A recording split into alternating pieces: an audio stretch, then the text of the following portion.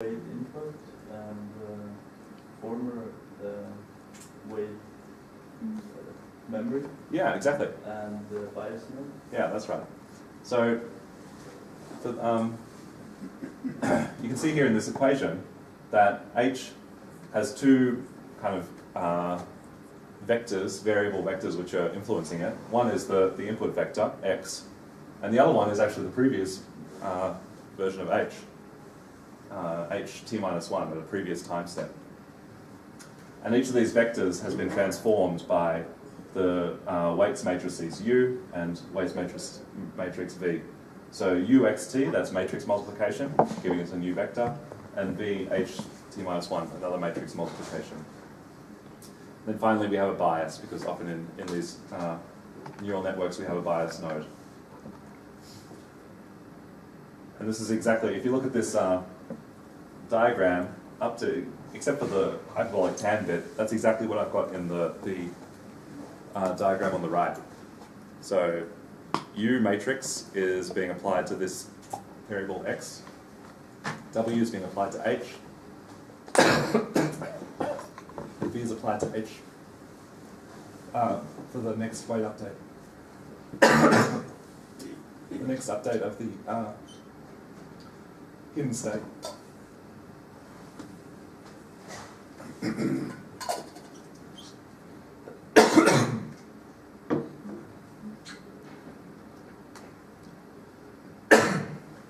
So, I skipped a bit of information here. Can everyone see this equation down here? So this is in our sort of simplified recurrent neural network. We've got this, the output node is, or the output vector is y hat. And y hat is not just the value of w multiplied with ht. We're actually using this other function on it. Does everyone see that? Softmax? Does everyone know what that means? You know what it means? Yes. Yeah. Give us a overview. What's softmax do? So, like it's a special function that the output from this network looks kind of like the probability. Yeah, exactly. Yeah. So, if you've got a bunch of numbers coming, suppose you've got WHT plus C, that's going to give you a vector of numbers, right? I don't know what number they're going to be. It could be 1, it could be 1,000,000, it could be 0.5. They could have any value. But the softmax function kind of squishes all those numbers so that they look like a probability distribution. What does that mean? What does a probability distribution of categories mean? How do we know it's a probability distribution? Anyone got an answer? No?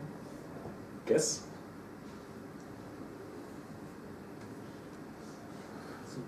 They are from the 0 to 1 and they add up to 1. The sum of them is all, yeah. So none of them can be less than 0, none of them can be more than 1, and when you add them all up, they should be 1.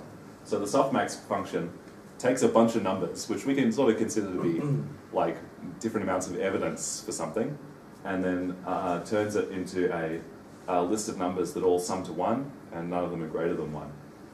We'll talk a bit more about what that means in a little bit when we do an example, but that's an important point just to realize now. So, unrolling RNNs. Now I've given you, in this equation, H in terms of a previous H.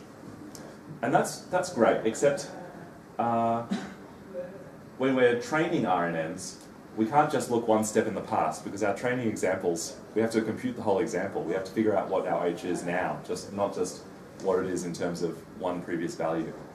So generally when we're operating with RNNs, we do this operation called unrolling, which means that we unplug that recurrent link and then make a copy of our RNN behind it at a previous time step. And that's why I'm showing in this slide. So here's the rolled up version of the RNN. Its H is dependent on one previous value. And then in the unrolled version, we've got a copy of our RNN at each time step. Now this starts to give us an important piece of information. And that piece of information is this, that in recurrent neural networks, these weights matrices are shared at each time step. So there's nothing stopping us actually, supposing we wanted a neural network with maybe 5 time steps, 5 input nodes, 5 output nodes, we could just use a fully connected neural network for that. That would be fine. But the advantage of RNNs is that we're sharing these weights. So U is repeated 3 times. That means that we take advantage of this, the fact that one thing follows another, and that they're all related, to reduce the number of parameters we need to actually calculate our answer. In a fully connected network, you would need to have different weights matrix for each of these links in a standard fully connected feed-forward network.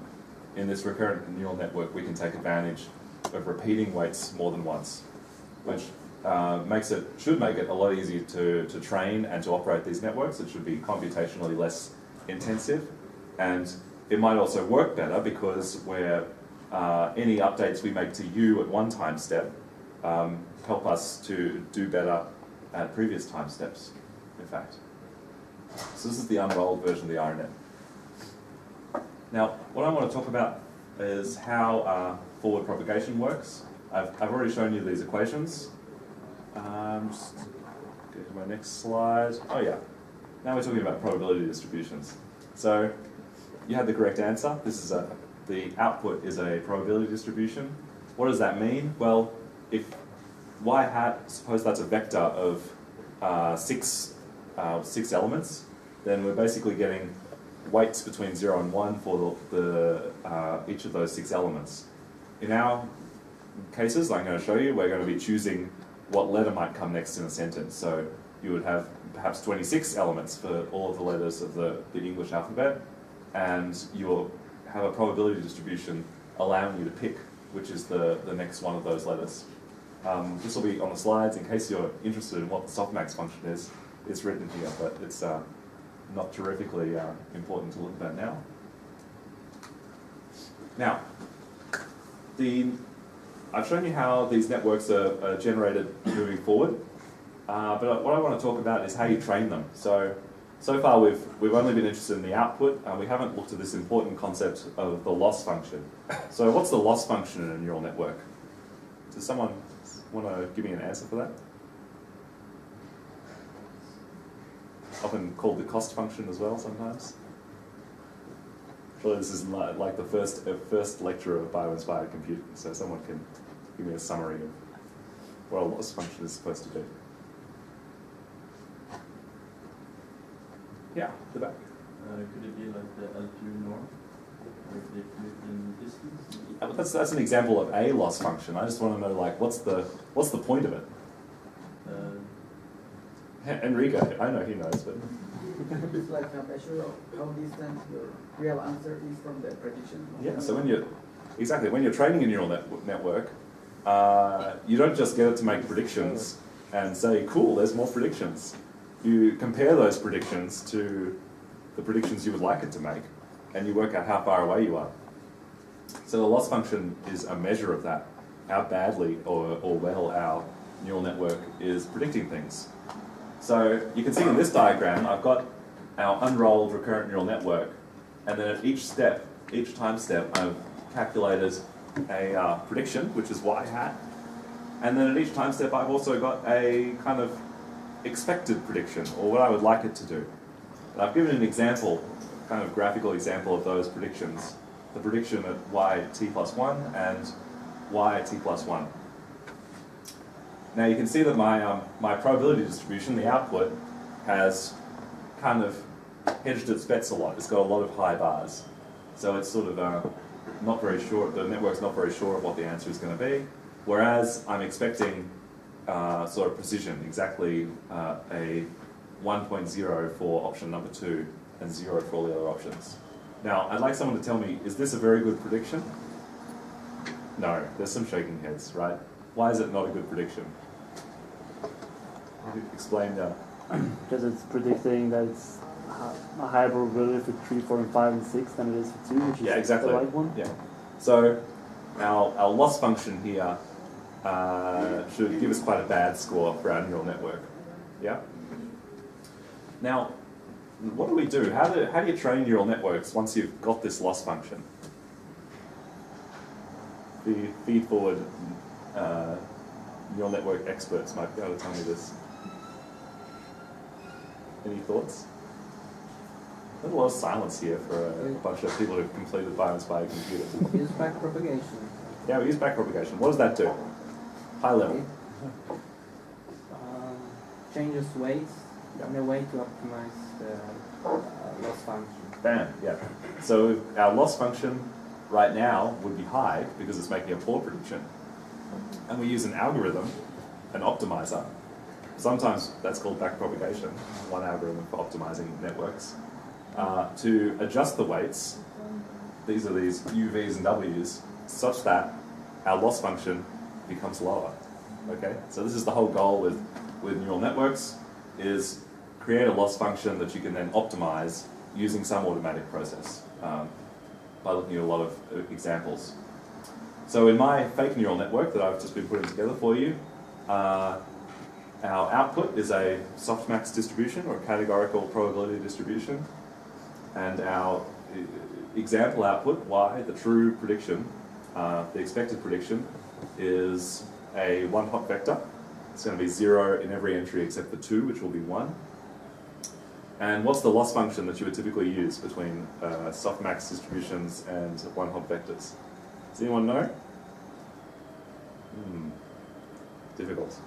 Yes, the typical answer would be the cross-entropy loss, which I've written down the equation there.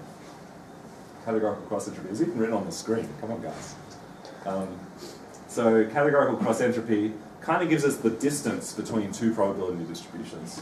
We've got this one here, that's the one we expect, and we've got this one, which is the one we got. And the categorical cross-entropy equation, which is this, will give us a distance between those two distributions. I expect you just to get like this intuitive idea of what these things do, rather than precisely understanding what this equation means, but feel free to try it out if you like in Python or in the workshop session. We can have a talk about it. Now there's one more line at the bottom. What does that line do? Thoughts? Final line in my neural network model? I start picking on people if you don't explain it. Farzan, can you give me a... About loss function? Yeah, the very last line. What does this do, Farzan? Giving you the difference between your predicted value and real value. Well, that's what this does for this. But what does this do?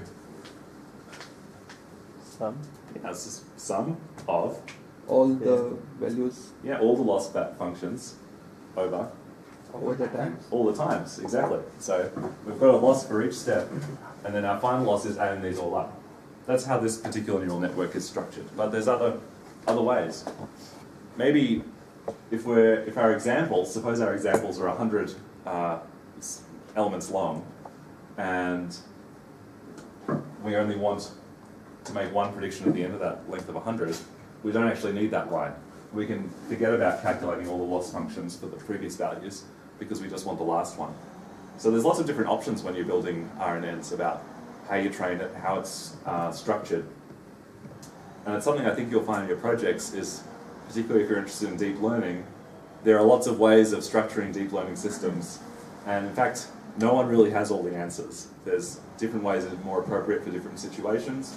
Sometimes you can justify it, but when I'm reading papers, sometimes I see people making decisions and they're really not justified very much. They're just structuring it in one particular way that might have been what they're most comfortable with, was most expedient, or some other reason. That's just what they decided to do. So just always be careful about how these things are built. In this particular loss function, it is looking at the loss for every single step in our sequence, which may not be most appropriate depending on your problem. Okay, so just a little bit about backpropagation. If you've done bio-inspired computing, you've probably implemented backpropagation to some extent. With recurrent neural networks, we're really doing exactly the same thing. So, what was the idea with backpropagation? Can someone give me the general idea? I keep asking these questions expecting more answers. Did you guess? To readjust the weights to get a better answer in next training. But what does the algorithm do? It calculates the error and pushes it backwards for the network. Yeah, so you start looking like at your loss function, right? And then you look at the one step, pushing the error back each way, making little adjustments to the weights as you go. Okay? Big idea, that's the general idea about backpropagation. So when you're doing this for a recurrent neural network, you have to go back down to your input, but then you also have to go backwards down through all these arrows through your graph. Okay? And what happens when I get to the kind of the end of what I've drawn? There's not really a good answer for that. Recurrent neural networks, to train them, you have to unroll them to some certain length. And this is just a hyperparameter usually when people are building recurrent neural networks. They choose what their sequence length is that they're going to consider. Then when the algorithm is trained, when the optimizer is working on it, the recurrent neural network is unrolled up to the length of what they've specified. In this case, it's 3. But in many cases, it's much longer than that, maybe 100, 50 or 100 it could be.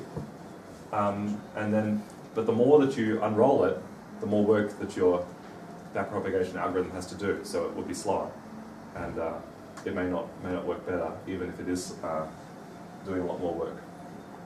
So there's some balance to be made between how long your sequence is. Again, this might change depending on the problem, and how much work it has to do in training. Yes?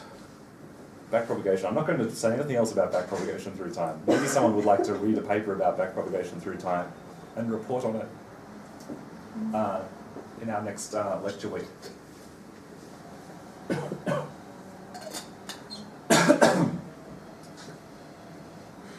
Okay, I'm going really slowly, so I'm going to speed up. So just for a little example, we're going to do this in 2 ways. I'm going to give it kind of theoretically with some diagrams on the board and then show it to you in code in the next lecture. So this is going to be character level text prediction. We're going to use a very similar neural network to what I defined just before. The training data will be some text. The input will be snippets of 30 characters from this collection of text. And the output that we expect will be the very next character following that 30. So often in natural language processing, you work on words, whole words at a time. But in this example, we're just going to work on letters. Okay, so here's an example, a snippet of text, my cat is named Simon. The input would be, my cat is named Simo, just waiting for the last letter, and the target output would be N. So when we train this model, we're going to ask the network to predict the very next character after the sequence. So you can see I've deleted all of the previous loss functions, I just want the very last loss. And perhaps when I'm training it, I might get this output for y hat, this very similar looking probability distribution. I just cut off either end of the English alphabet for you. And then the correct answer that I'm looking for would be this one hot vector with a 1 in the place of n and zeros everywhere else. So again, as it was pointed out before, this is not a very good prediction. And if we ask this neural network to give us the answer, it probably is not going to give an n. So we've gotten up to the point of training, but we haven't actually understood how we operate these neural networks, recurrent neural networks, in practice. Because just having a probability distribution doesn't do very much if we're looking for text. What do we have to do? How do you make text out of a probability distribution? Yeah, we sample from it. Sampling is what happens when you've got a probability distribution and you'd like to have examples drawn from that distribution. You sample from it. So we define some kind of function, s, which samples from our distribution. If you're doing a project in Python, you'll find that there's lots of packages, for instance in NumPy, that let you sample from different kinds of probability distributions. In this case, what we've got is a categorical distribution, a list of different categories with different probabilities for each one. And if we sample from this distribution, we're probably going to get Q. So it would be predicting my cat is named Simok. So this is a poorly trained neural network. You would have to do more training before using it. So the trick with these text generation neural networks is that you take your sampling function, you take your trained network, you sample a letter, but you don't stop there. You take that letter and you put it back in as the next input. And then you run your network again, and you keep evaluating it and sampling these letters one by one to generate text. So this is actually a lot of fun. And it's led to this idea, which came out a few years ago, called a character level RNN, which a lot of people are quite interested in. There's a lot of blog posts written about this, but the guy who really started off was a researcher named Andre Karpathy. And he wrote a blog post in 2015, The Unreasonable Effectiveness of Recurrent Neural Networks. I think in deep learning, there's a lot of really great ideas that are expressed in blog posts, but unfortunately, you're not allowed to do a blog post for your paper review. You have to do a real paper, so blog posts are not good enough. But even then, I encourage you to have a look at this blog post. It's a lot of fun. So in the car RNN, as I say, the RNN is used as a sequence generator, inputs the current symbol, outputs the next predicted symbol. We connect the output to the input to continue, and in many cases we just use this on a subset of the ASCII characters from our training data set. This is a lot of fun. Here's some fun examples of some output.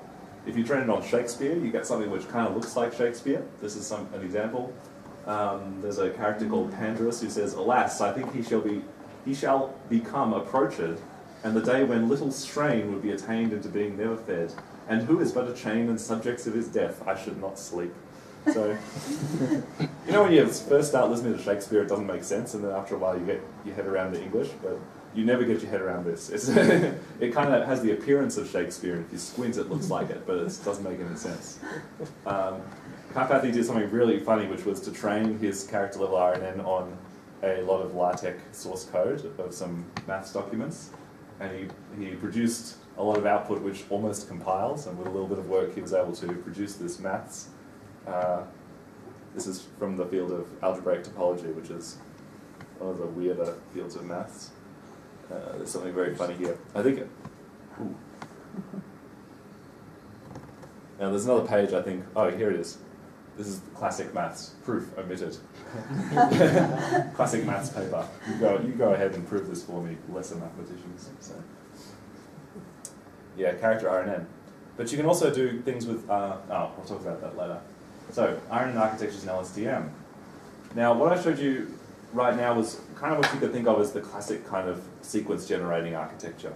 It's generating something that's the same as what the input was. Your input is letters and the output is also letters.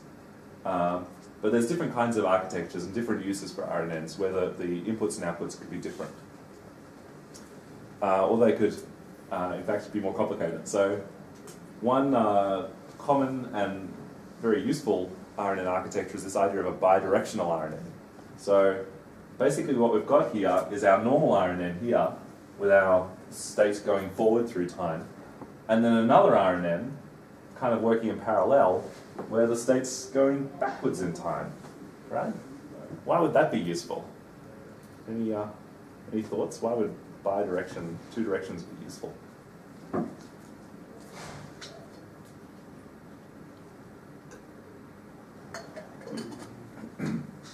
Yeah? I'm not sure, but it seems like you would effectively get more training data in a sense. Yeah, well, I guess you would get, what you get is context from the end of the sequence as well as the start. Yeah. So some things, some sequences really only go one direction, but some sequences go two directions. For instance, in English, some of the difference between English and Norwegian, sometimes the word order is different in the sentences. So it's actually useful to understand a sentence in English or Norwegian, to have the whole sentence there and be able to look both directions, see what's coming ahead as well as what's behind you. So in fact, for a lot of translation and speech recognition systems, people have applied bidirectional RNNs because you're looking at a certain amount of text, and it's useful to be able to look both ways through that text. So each of these Y hats is depending on information both in the past and in the future, but is probably most sensitive to locations in either time. Now, this is not going to work as a sequence generator, well, obviously because we don't have the ones in the future that we want to generate yet. So there's not much use having a bidirectional RNN for character generation, character level generation, but there's lots of other uses. Another cool example, this is something I talked about on Monday a little bit, this idea of an encoder-decoder, sequence-to-sequence RNN. So what you've got here is an encoder at the top, which is one RNN. We don't bother with any Ys on that. This one is just trying to understand some sequence, xt minus 1, xt plus 1. Then when we get to the end of that sequence, we take the RNN state and then we use it in another RNN, which we're going to call our decoder. And we then sample from that RNN to generate a second sequence. So in fact, this again, we've got two separate RNNs here, linked by this copying of the internal state of the RNN. These are very, very useful. One good example is using them for translation. Seek-to-seek is a common architecture for doing translation using neural networks. Okay, in our RNN so far, we've only had one layer of recurrent units. And in fact, you can have different architectures where there's you're adding more depth. So one example would be to add subsequent RNN units, and this is the one that everyone does. There are other crazy options, but people tend not to do them so much. You can even do things like some units, layers of units that are working on different time scales. Some skip some time steps in order to have a kind of like higher level overview of your data. But we won't go into that too deeply. But this multi-layer RNN is very popular, and I'll show you some examples of that in Keras shortly. Now, one point I want to make before we split for the little break is, maybe I should wait until after the little break. Yeah, I've got 3 minutes, so I can give you a little break after making this point. What's the point of RNNs? It's to use this context of previous information in order to make good predictions about current information. Now, in our sequence, the information that might be relevant might be something that happened many, many, many steps in the past. For instance, in that Shakespeare text generation example, you might want to remember that you were talking to which number 2 in Macbeth's current speech. So if which number 2, the last time which number 2 spoke was like 1,000 characters in the past, our RNN would need to be able to remember things from 1,000 time steps in the past in order for it to recall that, yes, which number 2 is going to be coming up next. But it turns out that this is a big problem. It's learning long dependencies in neural networks is a really big challenge. And it's not just an engineering challenge, it's a mathematical challenge because of the way these neural networks are structured. And it comes down to this. In your neural network, you remember on those slides when I was unrolling it, I had V, V, V every time there was moving forward in time. There was the same weights matrix. So if our, I should have put a V there instead of a W, but I put a V. Our current state, HT, if it's going back a long way in time, it's going to be looking for information from previous states, maybe the first state, H0. But any information from H0 would have been multiplied a lot of times by W. In fact, T times, supposing T is 1,000, that's being multiplied by W 1,000 times. So H0 is effectively being multiplied by W to the power of 1,000. Now, if you've got a number which is less than 0, and you take it to its less than 1, and you take it to its 1,000th power, between 0 and 1, what do you get? More or less nothing. I had a hand gesture in the back describing the fact that you get 0. So if you take 0.99 and you take it to its 1,000th power, you get a very small number. If you take a number that's bigger than 1 and you take it to 1,000 powers, its 1,000th power, what do you get? I see nods but no words. A big number, if anything's bigger than 1 and you keep multiplying by itself, you get a really huge number. So when you take the derivative of this, these hidden states in order to calculate our gradients, in order to train this network, the derivatives are also going to have these weights be multiplied by these weights, or all the other weights, as opposed to the one that is we're taking the partial derivative with respect to. So more or less, our gradients are either going to be multiplied by really huge numbers or really small numbers. This is a very hand-wavy proof, okay? Do you know what hand-waving means? in maths, when someone's hand waving, they give you a high-level version of a proof which is untrue, just in order to convince you of an idea without going through the full proof. So you can review papers about vanishing gradients, but it's a problem not just in RNNs, but in all neural networks. The idea that as you multiply by many, many weights previously through your network, you end up getting very large numbers or very small numbers in your gradients. So this is problematic with our RNNs. What's the solution? I'll tell you when you come back in 15 minutes. How about that? All right, welcome back everybody. Thanks for returning. Where was I? The problem of vanishing and exploding gradients. So I realize that this is a little bit of a stretch, right? But I think that you'll agree that if you multiply by the same number and over again, you're likely to get something which either turns really, really big or really, really small.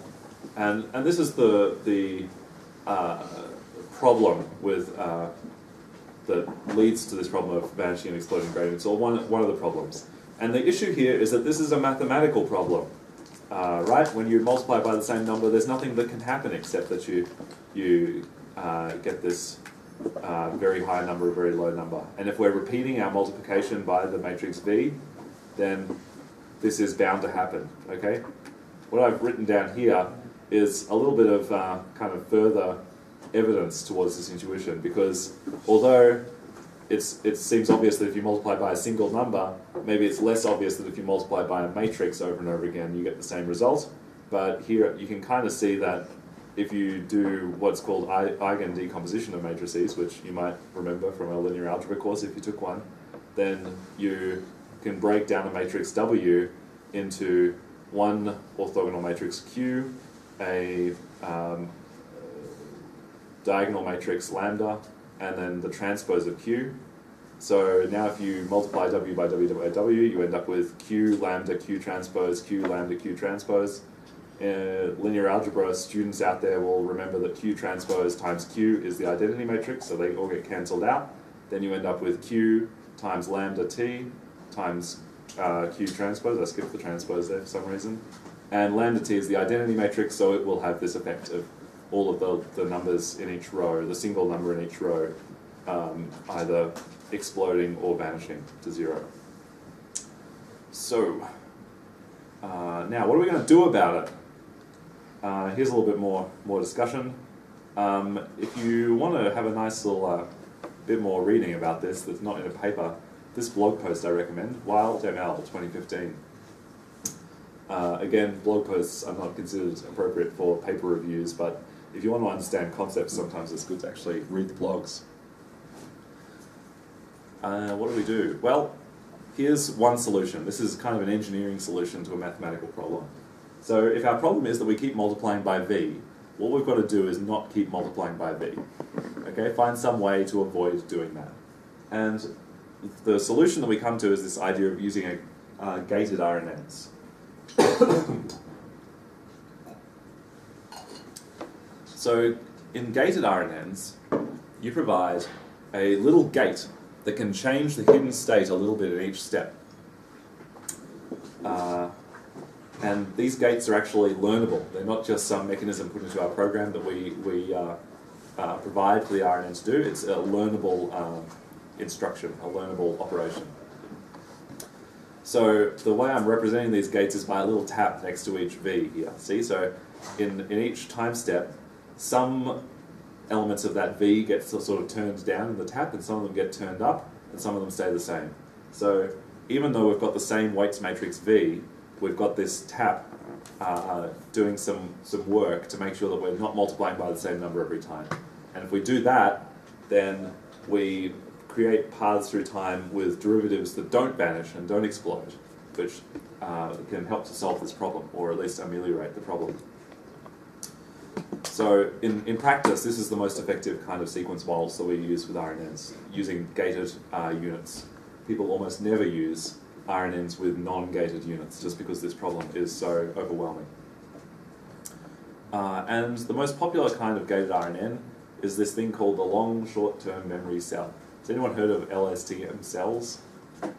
Yeah, there's some nods and some hands and a few like token acknowledgements. It's very subtle head movements, I think, means yes. Some Norwegian I haven't learned yet. If you just do this, it means yes. Maybe. Only in lectures is that probably the case. So long short-term memory units, the cool thing about long short-term memory units is that they're completely self-contained operations. So basically we can do everything in our RNN as before, except instead of just the simple red RNN units with a single state, we replace all of those with LSTMs. They've got one output, X, one input, one kind of input, X, one output, Y, and we've still got our state matrix going in, state, H going in between, state vector. But we add another state inside the LSTM, C. So we're actually adding an extra state. Now, in the long short-term memory unit, we actually have 3 gates or extra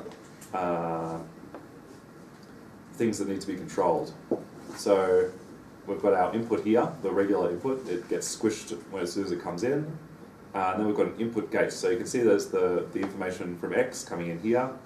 It goes in here, and then I've got a multiplication sign there. Now this multiplication is just element-wise multiplication of two vectors, so it produces another vector. And our input gate is controlling that multiplication sign. So basically what this is a tap here that allows this LSTM unit to stop taking input from the rest of the neural network. So if it so chooses, if the input gate is low, then it stops any input X coming through this this part of the neural network, which means that everything else is happening as if there was no input given. The second gate is called the forget gate. Oh, actually, let's go to the output gate first. So our output gate is doing the same thing except for the output. So if the output is low, 0, then the LSTM unit doesn't output any information, or at least it outputs 0. So anything it's doing inside the cell is disregarded if that output gate is turned down. And then we've got one final gate, but to understand that we need to look inside our LSTM unit, where we've got this extra self-loop of some internal state. So you can see here I've got the little box here, meaning that there's a time skip. So the last output here, or whatever was going to go to the output, is preserved inside the LSTM, comes around here, goes through what we call the forget gate, and then gets added to our current input at the next time step. So if the forget gate is low here, what happens? The forget gate's 0. Come on, master students, give me your best guess. Sorry, what you said? Oh, if the forget gate is 0, what's happening in the LSTM cell? It forgets. Really, yeah, this it seems silly, but that's exactly what it does. The information which was stored in the self loop basically gets erased.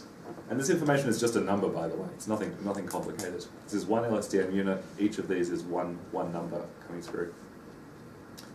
So the self loop is can be erased by the forget gate, and if it's not erased, it sort of gets added into this information over time.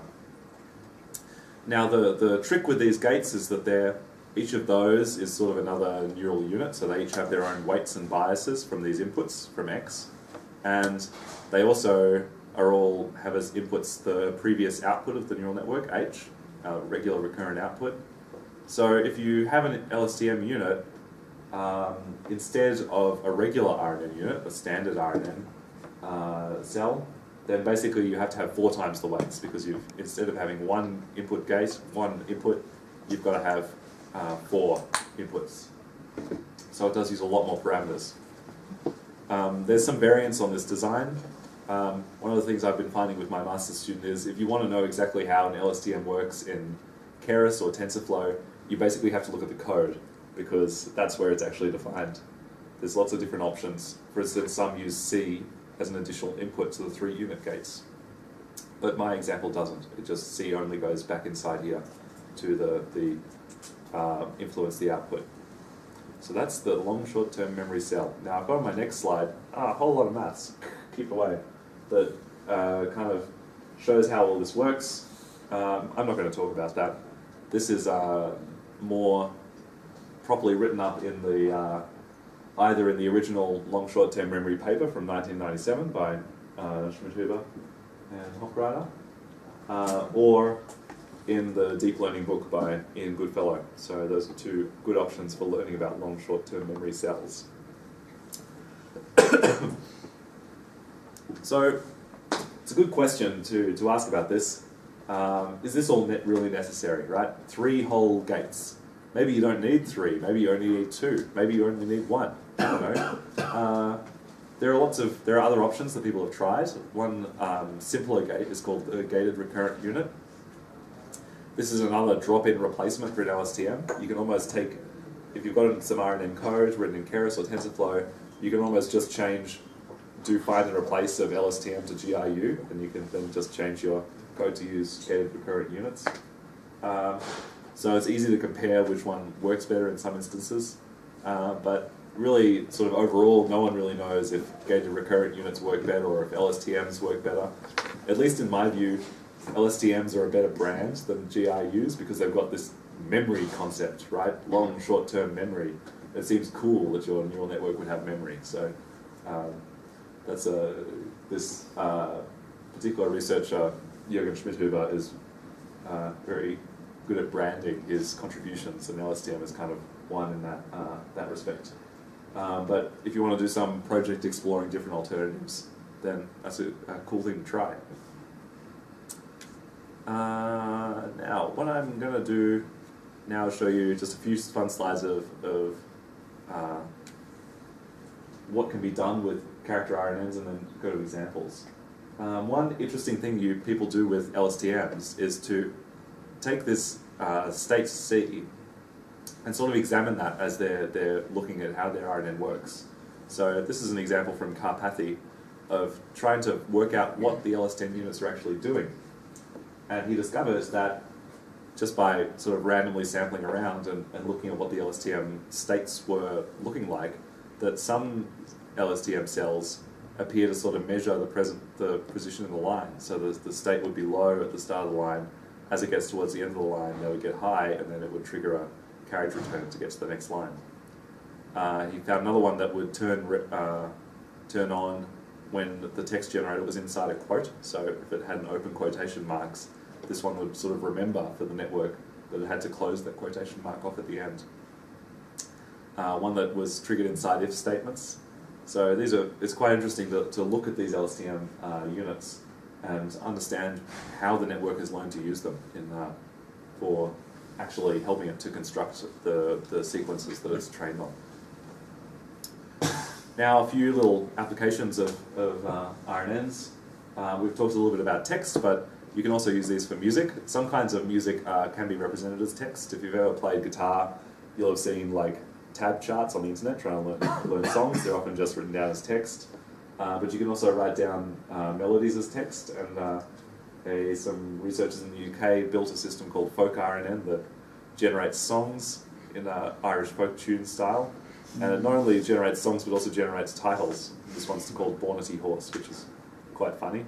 It sort of almost sounds like it could be an Irish folk song title. Yeah, you can also use RNNs to generate art. Someone just took pictures and tried to train the RNN to generate images sequentially, sort of line by line. It didn't work very well, but I think the outputs were kind of artistic. Another artist tried to generate paint colors and their name from a big database and found some funny ones like Clardic Bug and Dorkwood, Stanky Bean, and my personal favourite, Turdley. So that seems appropriate. Yeah. You can also create polyphonic music with RNNs. I'll just play a little excerpt of some system. This is called Performance RNN, which is trained on a lot of classical piano performances. So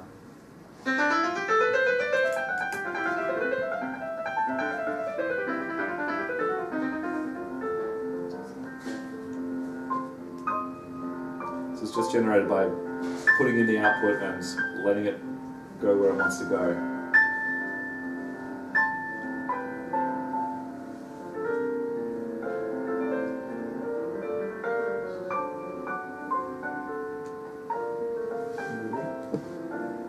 Yeah, so this performance RNN